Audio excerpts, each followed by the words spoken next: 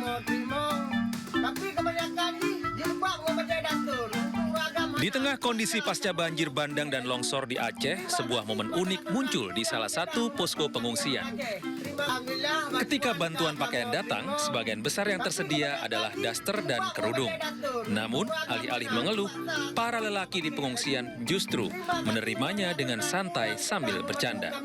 Ini bukan ngejek kami pakai baju, tapi ini cuma untuk menahan kedinginan. Soalnya yang ada bantuan cuma baju perempuan sahaja. Terpaksalah kami pakai baju daster untuk menahan kedinginan. Video yang ramai di media sosial tersebut seolah menyelipkan canda dan tawa kecil di tengah kondisi para korban yang serba terbatas.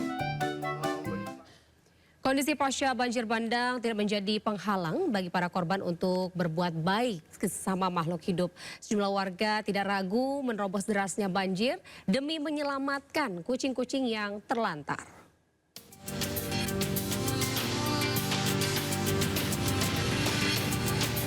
Di tengah derasnya banjir yang merendam permukiman, aksi heroik warga muncul ke permukaan. Seorang warga korban banjir di Sumatera Utara menyelamatkan kucing-kucing yang kelaparan. Menerjang banjir, ia berupaya memberi makan sejumlah kucing yang terlantar.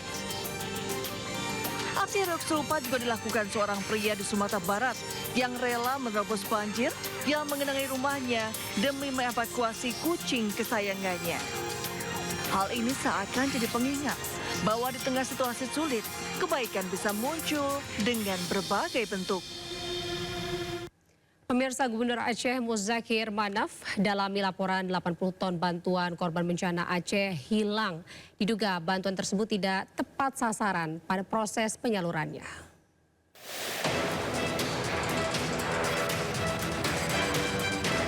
Gubernur Aceh Muzakir Manaf atau Mu'alem mengaku telah menerima laporan sebanyak 80 ton bantuan untuk korban bencana Aceh hilang. Bantuan tersebut diduga tidak sampai ke tujuan untuk wilayah Aceh bagian tengah yang dilanda bencana. Mu'alem menegaskan dirinya belum mengetahui pasti laporan kehilangan bantuan tersebut. Persoalan ini akan dicek kembali bersama TNI dan Polri. Sebenarnya kalau Benam Meriah Aceh Tengah, kalau kita pikir-pikir ya sudah maksimal.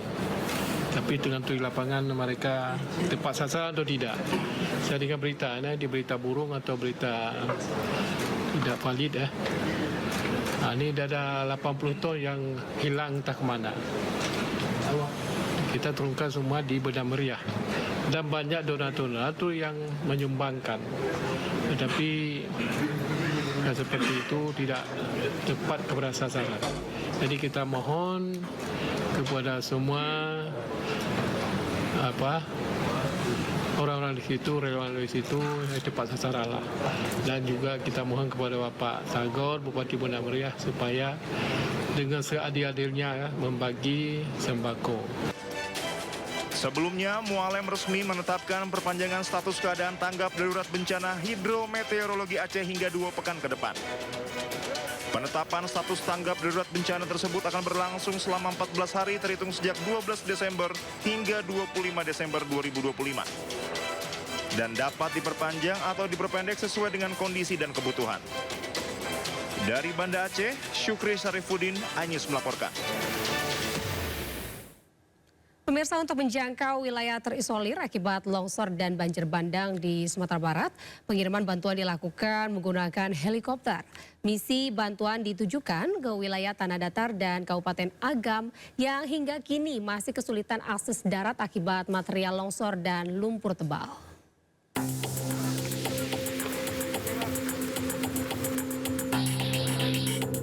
Kepedulian terhadap masyarakat yang terdampak longsor dan banjir bandang di wilayah Sumatera Barat terus diwujudkan melalui distribusi logistik dari Lanut Sultan Syahrir menggunakan helikopter. Misi bantuan ditujukan ke wilayah Tanah Datar dan Kabupaten Agam yang hingga kini masih kesulitan akses darat akibat material longsor dan lumpur tebal. Pada misi pertama, helikopter menurunkan logistik seberat 1.300 kg di lapangan sawah Lingkuang, Tanah Datar. Bantuan ini terdiri dari bantuan pokok, makanan siap saji, air mineral, perlengkapan bayi, serta obat-obatan bagi pengungsi.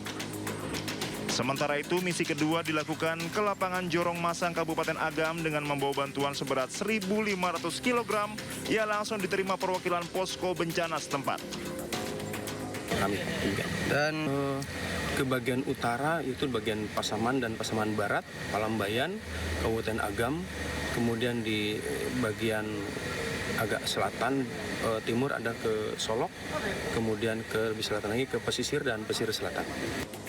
Pengiriman bantuan melalui udara akan terus dioptimalkan agar kebutuhan warga terdampak bencana dapat terpenuhi.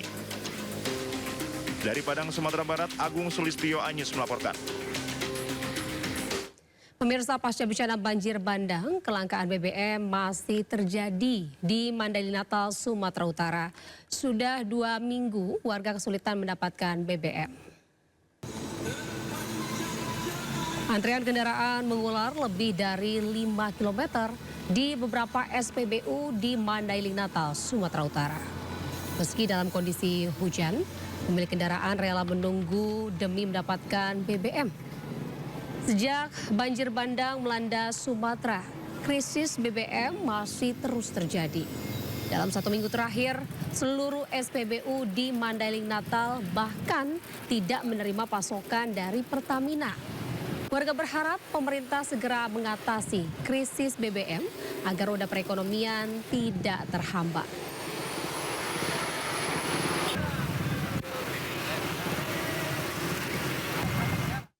Polisi tetapkan sopir mobil SPPG yang menabrak siswa SD di Kalibaru Cilincing, Jakarta Utara sebagai tersangka. Informasinya usai jeda, tetaplah di Sindo Malam.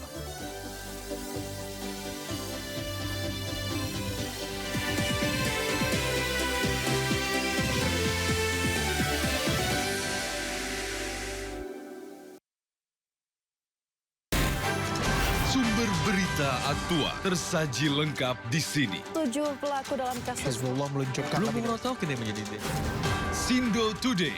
Satres narkoba. Hujan deras disertai. Mobil rombongan wartawan. Sindosia. Korban meninggal dunia dan Indonesia ada seorang terluka dalam.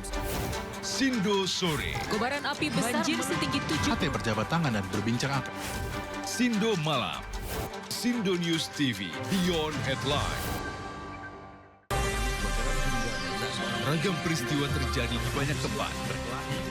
Menelantarkan bayi berusia 3 bulan. Ditemukan narkoba di dalam rumah. Menabrak tiang pipa milik perusahaan minyak dan gas asing. Mengabarkan secara update dan faktual. Warga pun ramai-ramai berjibaku mengevakuasi mobil. Harus menyeberangi sungai Cikaso. Yang menampilkan sejumlah alat yang rusak setelah nekat meracik obat.